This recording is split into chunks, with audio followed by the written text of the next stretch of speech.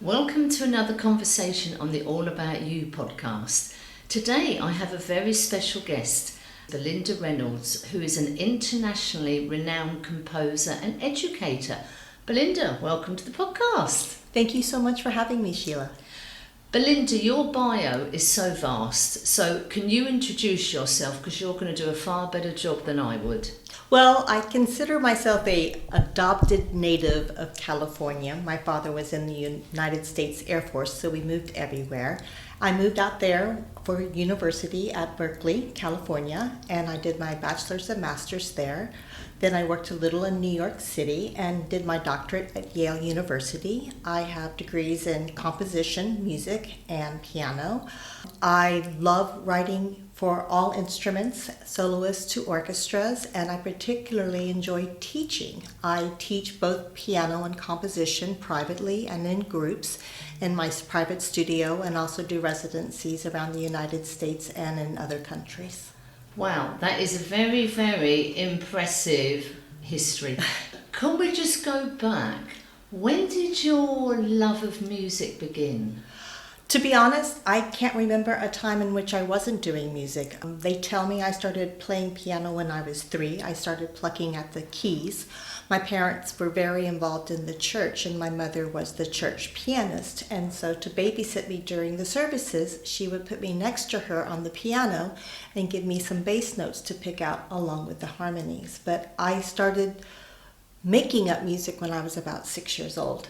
And this is my bread and butter as far as my nectar, what I live with. I mean, that is incredible, but you were surrounded by music from a very young age. Yes, I'm very fortunate that it goes back generations in my mother's family. In fact, my great-grandfather in the deep, deep South had a violin band, and they would go all over Florida and Alabama and play at jigs, as they called them, on the weekends. Well, that sounds very cool. You have decided to pack up in the States and move to Spain. So you've got this wonderful music career, an incredibly impressive list of things you've done and your achievements. When you were thinking of coming to Spain, where did music fit into all this?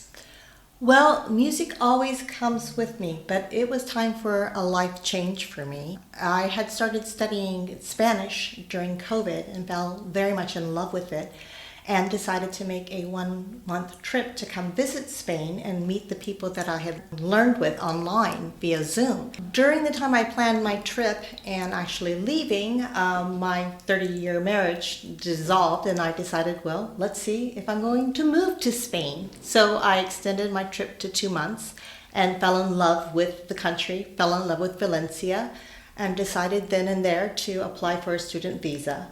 And so I got that, and I studied language intensively for a year. I still continued to compose and teach some of my students in the United States. But now that I have my residency visa and I have bought a place in Spain, I am now teaching full-time again, and have moved all of my location to Valencia and online. What I want to do is to try and understand how the process of composing music starts. Do you get an idea of a theme, or do you get a couple of notes that are just going through your mind? How does that process work? It's a very unconscious, intuitive process at the beginning. I instinctively usually sit at the piano and start to improvise something, usually a melody with a harmony, and it comes naturally to me. And then what I do is I listen to it, I look at it, and I analyze what patterns I created subconsciously, because music is patterns. It's scales and it's rhythms and it's notes of harmony and melody. I look at what those are, and then I start to manipulate that material to extend the initial idea I had. And then I go back and forth, back and forth, back and forth. I did a lot of training to learn how to analyze music and so forth, but now it's kind of subconscious for me, and it's a very free-flowing process. It's interesting you're talking about patterns, because I remember having a conversation with somebody. We were talking about learning Spanish, and they said, when you learn another language, one of the things is you need to look at the patterns. And I thought that makes sense because in a lot of language you sort of conjugate the verbs. Then somebody said, if somebody's a musician and they play or read music, because sometimes you get somebody that plays but can't read music. So they were saying, if you can read music, you're understanding the patterns, it's quite easy to learn a language. Now you do both. You compose, you have a huge understanding of how music works, and you're fluent in Spanish. Did the music help you with learning another language? Absolutely. Absolutely, because I have perfect pitch, I have a very good ear, and hearing the language and hearing the patterns really, really helps me. In fact, I did a lot of listening and listening and listening to do that. And Spanish is wonderful in that it has 5 very simple vowels. They stay the same, unlike English. And if you could just get those with our English mouths, we have to really work our muscles to get them because they are different than ours, but they stay the same.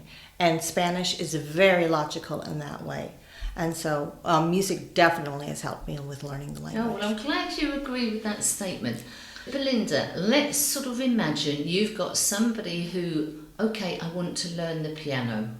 Where would you start with somebody, regardless of their age? What would that very first lesson be like? They will start playing at the very first lesson. We first start with doing what I call the finger wiggle exercise, which is just simply tracing each hand and putting the numbers, the finger numbers we use for playing the piano. The thumbs are number 1, forefinger 2, middle finger 3, ring finger 4, pinky 5. And then I get them to start wiggling their fingers individually because you need to have individual ability to do that. Once we do that, I then show them how to hold their hand position, which is very simple. You make a fist with one hand, put it in the other, turn it upside down, take the fist away from the hand, and you have a perfect hand position, almost like when you're playing or typing at the computer keyboard. We put that down, and then I show them 2 notes, the C and the G, and I use a pencil.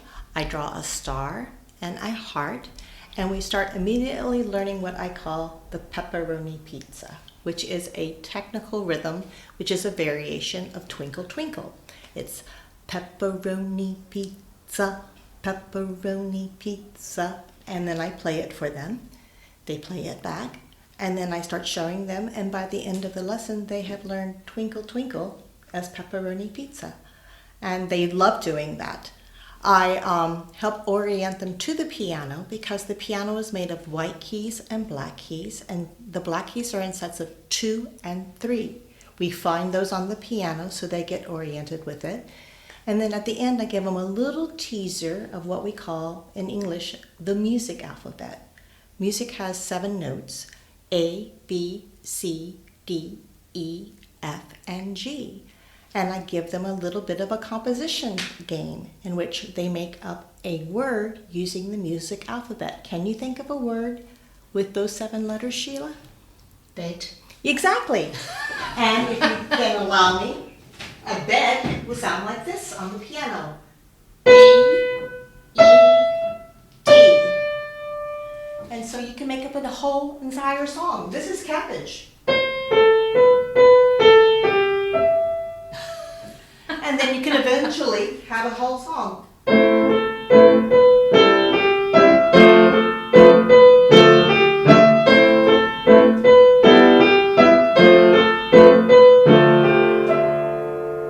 In fact, I wrote a song, a piece for piano and marimba for a pianist, Teresa McCullough, based on words from the music alphabet, and it's played all over the world. I mean, I know listeners can't see my face, but you've just blown my mind. That just makes it incredibly simple. These are the notes. They all follow the traditional alphabet that we're used to in English, and you've made up a word using those letters, and I'll play it for you. I mean, that is just incredible. So your students with that very first lesson have come out of here going, Okay, I can do Twinkle Twinkle Little Star. They can do Twinkle Twinkle Little Star, and they realize they can also make up their own music as well by using the music alphabet. And it really gives them a sense of ownership that you don't get in a traditional piano lesson. From what I have heard of, as you say, traditional piano lessons, which there seems to be a lot of tears and trauma, that is just incredible. You are giving so much creativity and sort of power to the person. Well, let me have a play, let's see what I can do in a very, very short amount of time. Yes, and once you develop the ear and develop the hand, the reading will come. We have to realize that it's more important to have an ear than to read the music, because if you can't hear and see if you made a right or wrong note, it doesn't matter what you're reading. But I just get all of that in within the next month. Let's go back to the ear.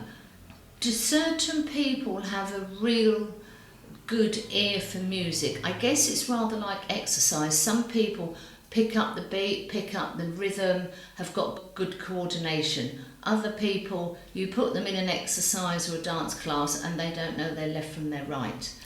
Yes, everybody has a different level of innate ability. And some people, like me, have perfect pitch and can hear everything and pick it up innately, and other people have to learn it. But it is a trait you can learn, and it just has to do with the proper environment you have and the training. For instance, I had a woman who was the mother of one of my students. She was totally tone deaf. She was 50 years old and wanted to do her bat mitzvah. And she could not learn the songs at all. But I worked with her, and I found out for her, she just needed to know physically where an A felt in her voice. And so we got her to the point that she could feel within her trachea when she sang her vocal cords what an A was and so forth. And her body accustomed to it, and she sang her Torah great. So she learned how to get what we call excellent relative pitch. I mean, this is so interesting. I was reading an article the other day about different learning styles, just in general. And one of the things it said is, if you're no good at sort of studying information, put that information into a song. Yes, it's so true. My daughter has dyslexia, and she could learn and sing anything. And so if we put it into a song, she could learn it. And another thing that always amazes me, we can hear a song on the radio that maybe was in the charts when we were a teenager or, 20, 30 years ago, and we can start singing along, not perfect, but, we'll sort of make our way through it. But you ask us what we did yesterday morning, we're blank. How does the brain go all the way back, maybe 2 or 3 decades or even longer, to a pop song we knew years ago? Because we're talking about long-term memory, short-term memory. How does that work? Is it to do with the music, or is it our brains? It's our brains, and there's something the way we are wired. In fact, neurologists are studying this, particularly with patients with Alzheimer's and so forth, because knowing songs is the last thing to go. Really? The memory can go knowing names, knowing dates, knowing everything, but if you start to play some music from their childhood or something that they sang, it comes right back to them. And that is one way you can really get to work with an Alzheimer's patient. In fact, there is now a science called music therapy, in which musicians are a combination of musicians and therapists, and working with these patients using music to help them with their memory. The power of music is just phenomenal. Emotionally, we turn to music when we're happy, when we're sad. It may be when you're studying, you can't study in silence. A lot of people just need something in the background. The power of music for enjoyment, for being creative, for studying. And then we're talking about to help people with things like Alzheimer's. Yes. I mean, how powerful is music? Well, archaeologists have found, going into the earliest excavations, musical instruments. This is something that has been part of our civilization from the beginning. We've used it with religious rituals. We've used it to call into hunting and so forth. There's something primal about it. In fact, there is a universal interval that is used in almost every culture. It is this one. You- But this interval you will find in Asian music, African music, Western music, everywhere. There's something innate about it. I mean, if we think back, even when mothers have still got their baby in the womb, they are singing to that baby. They're often playing lullabies to before the baby's even born. And then what's one thing we do? We sing to babies. We've got the music going. Yeah, so literally before they're born, music is in our world. Yes, and I've even read if there's one tribe in Africa in which the child is given a song before they're born, that they're sung, and this is their song for the rest of their lives. When they're born, the mother and the families sing it to them, and they sing it to them on their deathbed even. That is just amazing. And we take music so much for granted.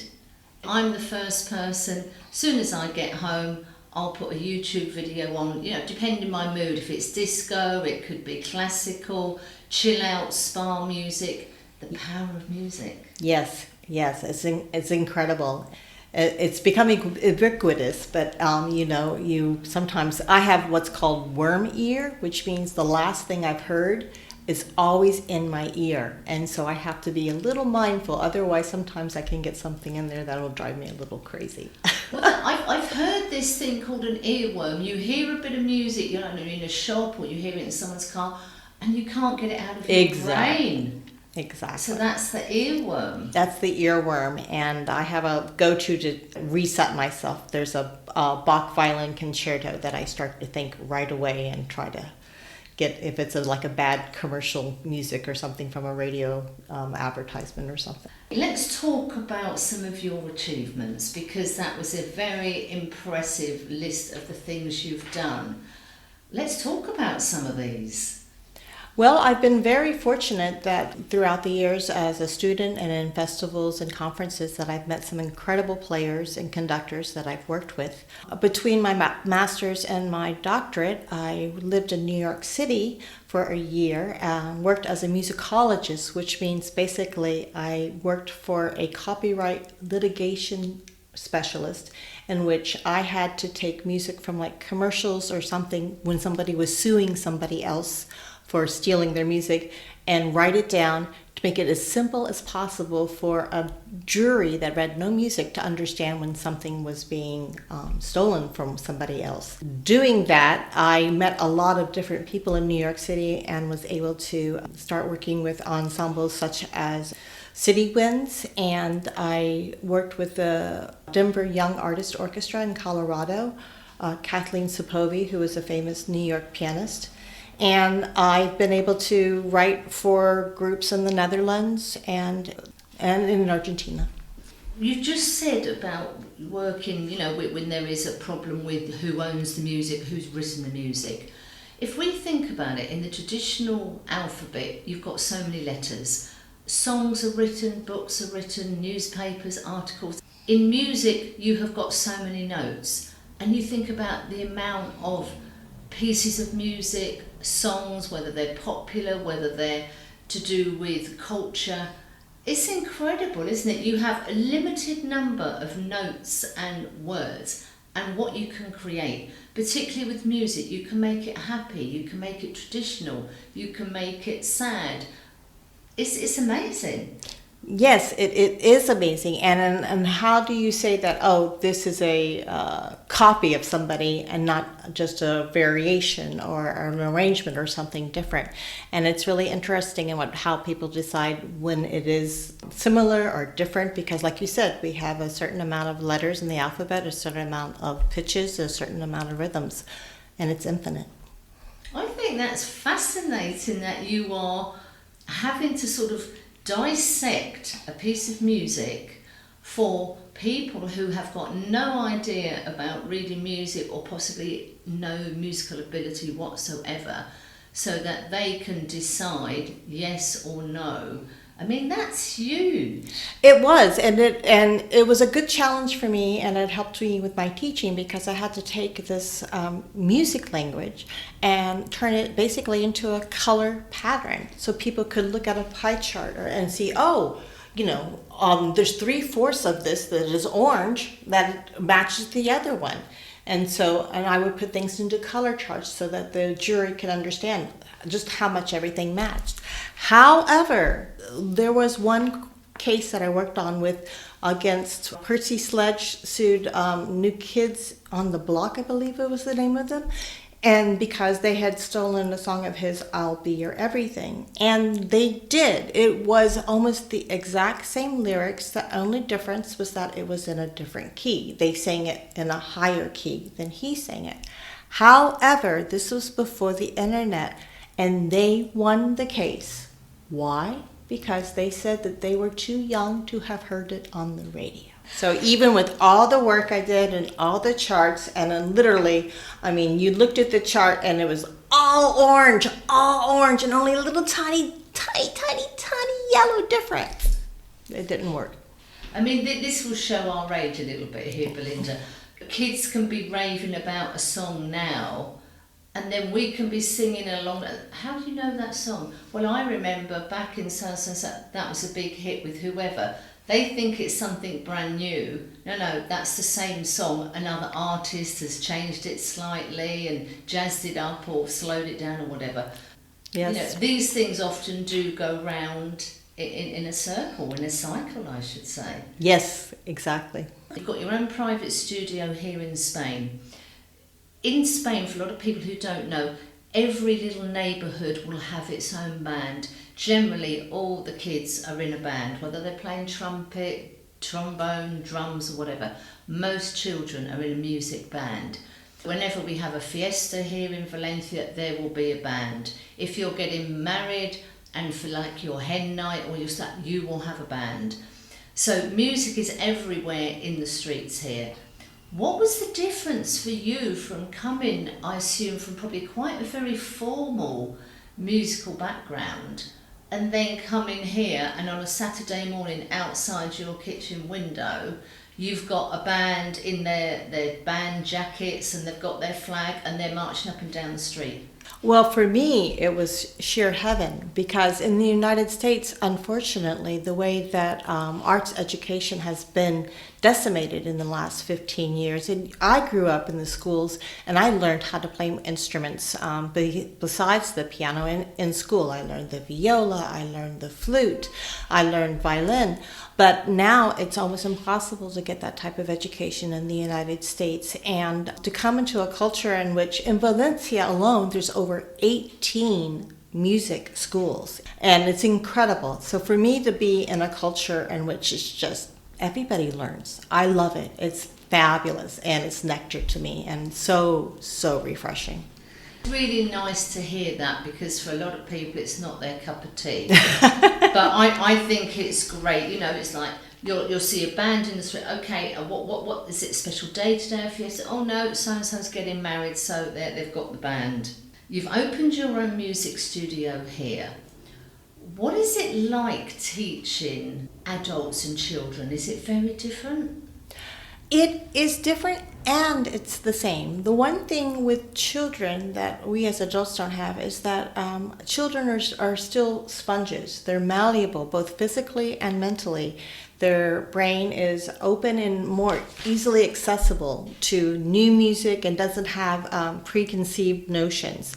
So for them to get into the music and get the physical ability, it comes a little bit easier for them. However, to teach an adult is a real treat because for an adult to come at it at this age, it's really taking a risk. And I appreciate so much how, as adults, we have full-time jobs, we have families, we have so many obligations. And so when an adult comes into my studio, I want to find out why are they here, what do they want to do, and I do my best to customize. It's kind of like their spa day. This is their special thing. And I find ways to accommodate their physical challenges and to help them learn exactly the kind of music they're wanting to learn, while also exposing them to other opportunities of things to open up their minds. And once they realize they can do it, then they actually start to loosen up and their brain opens up and they really become younger in a way. It's really, really refreshing.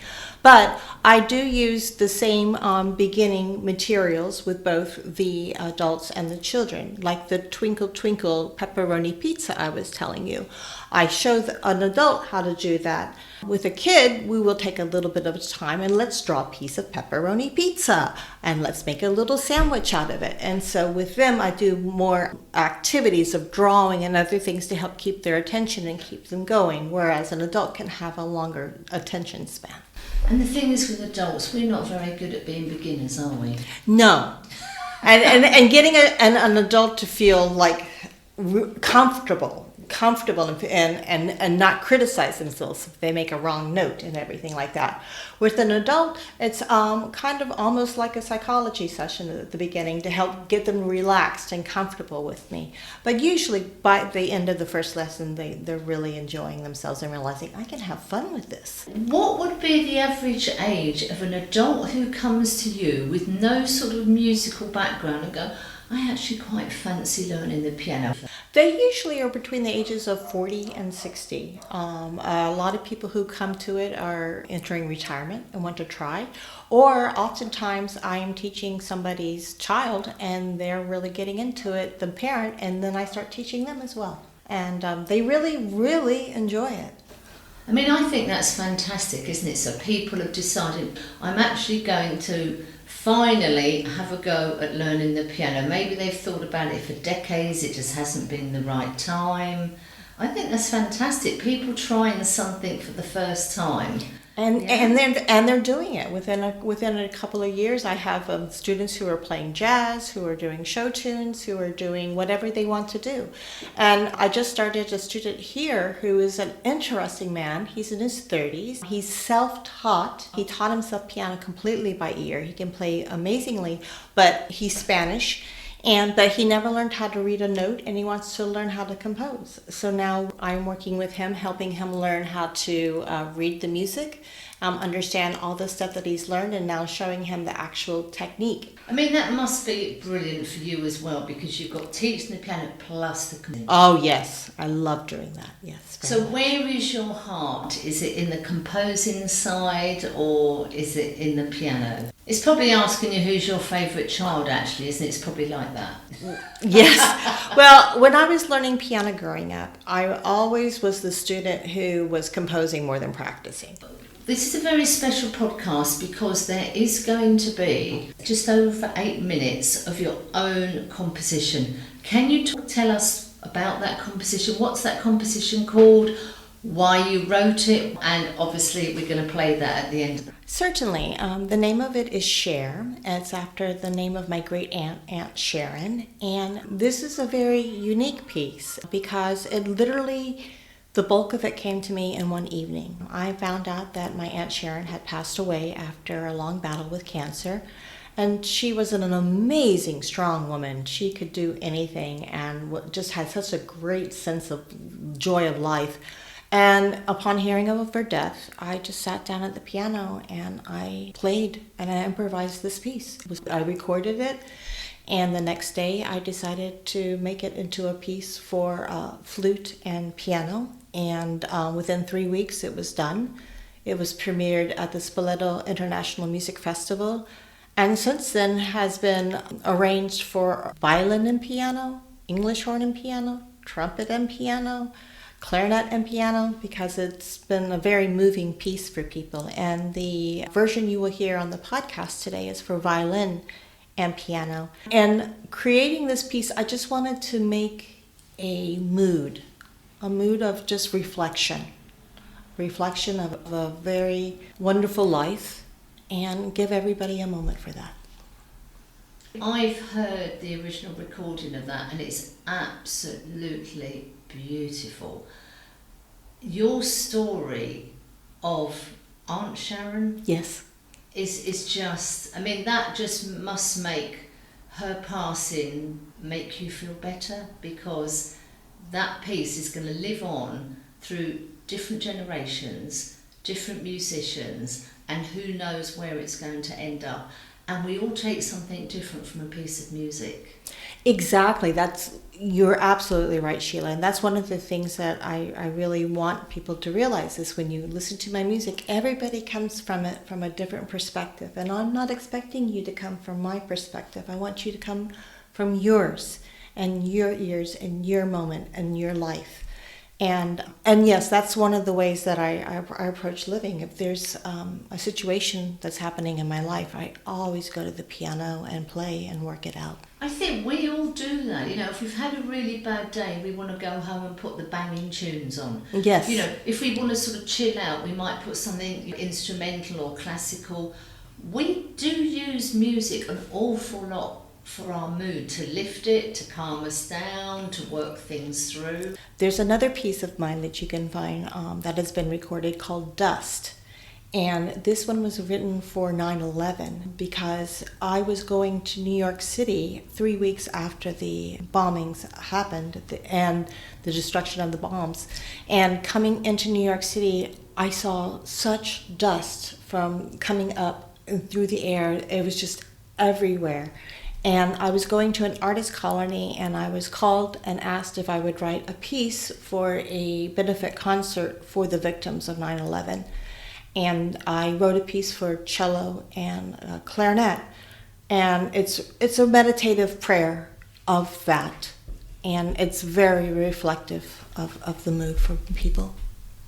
I mean, that must have been incredibly emotional, writing that piece and the piece for your Aunt Sharon. Yes, and that was another piece that just took a couple of weeks. It really was almost channeled through me. I mean, that's quite a sobering thought, isn't it? Going back to Share for Aunt Sharon, you wrote that, you felt you needed to do it, it came from the heart, and hopefully that helped you through the grieving process of her passing.